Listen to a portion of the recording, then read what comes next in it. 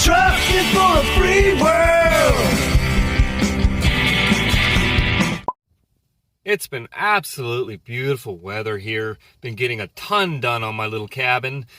But I'm still, keeping informed of what's going on around the world at the same time. And aside from the very, very, very programmed and orchestrated Russia-Ukraine narrative that's being, forced on us by mainstream media and Western governments, the other big issue, of course, is something I brought up a few times, and it's getting serious, and it is the digital ID system, which is the real reason behind most of these protests and rallies around the world. It was on top of mind for the majority of the truckers during the convoy, the people protesting in downtown Ottawa and other cities and at the borders across Canada. There's the segment of the population that only understands what has been fed to them by the 6 o'clock news, and they actually think that the protests were just about some border crossing mandate. For those who think the Great Reset is not going to control every aspect of your life, let me give you a couple of things.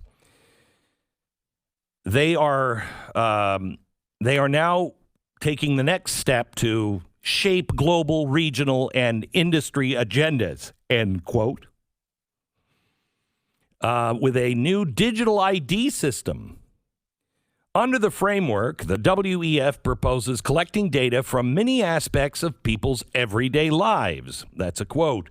Through their devices, telecommunication networks, and third-party service providers.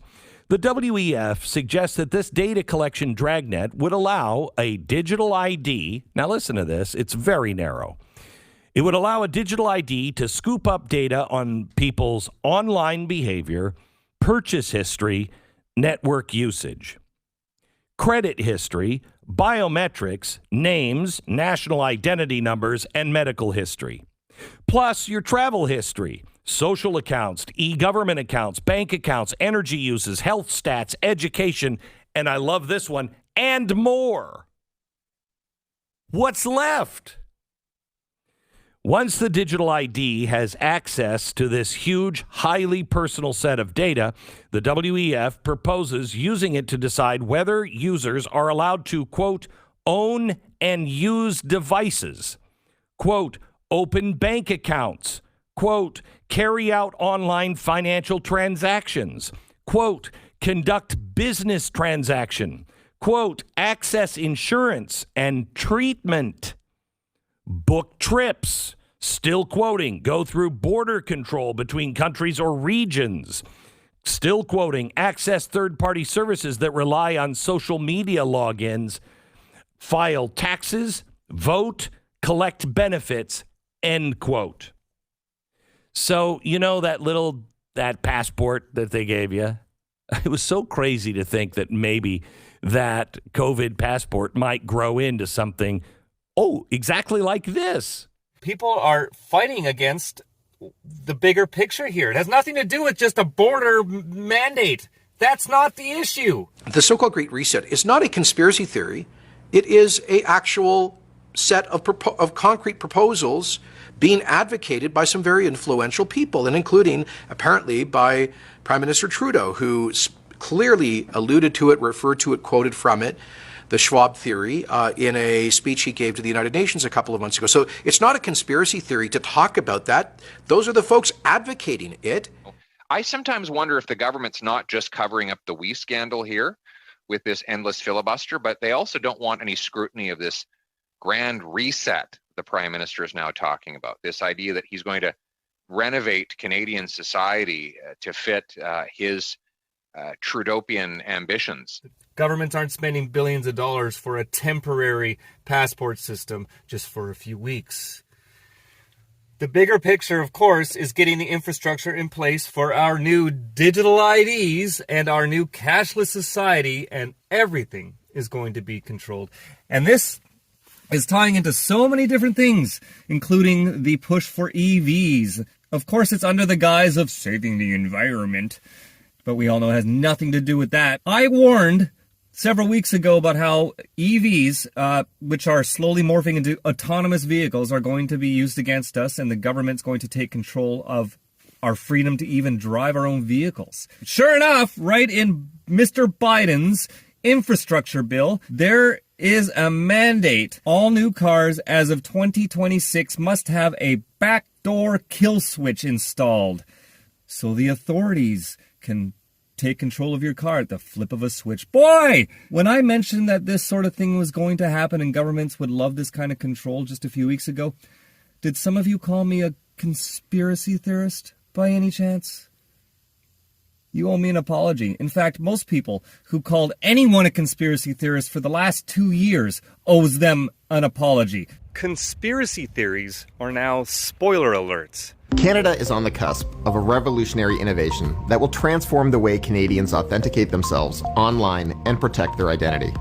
Digital ID, a fast, easy, and secure way to bank, sign up for government services, renew driver's licenses or health cards, shop, travel, and more.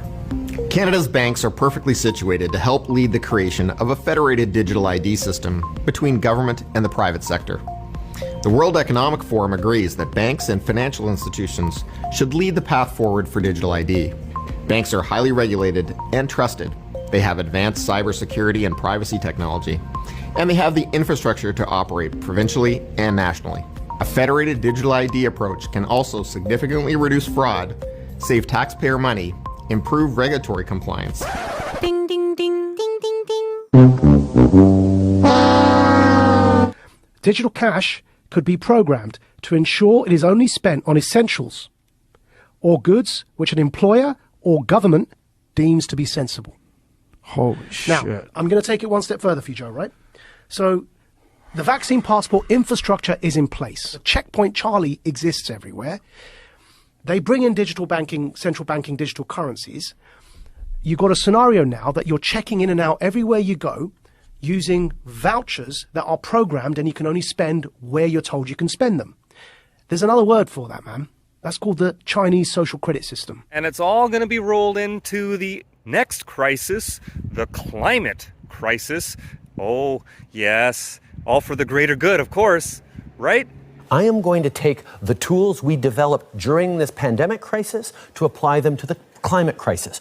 So recently, the founder of the World Economic Forum, Klaus Schwab, aka the man behind the Great Reset, has stated that 2022 is the year of the Great Reset. Now, quite frankly, this is what they want. For stagflation to get everyone into debt, and for UBI to start getting more and more popular. And this creates a situation where the perceived ideal solution is for us to exchange our liberty and our freedom for security and elimination of debt. A situation where we will own nothing and we will be happy. Pretty soon, if you're not a good little obedient citizen, all up to date with your 25...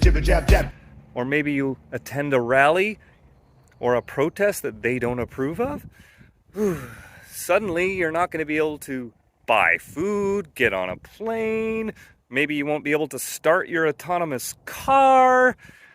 Oh yeah, it's coming.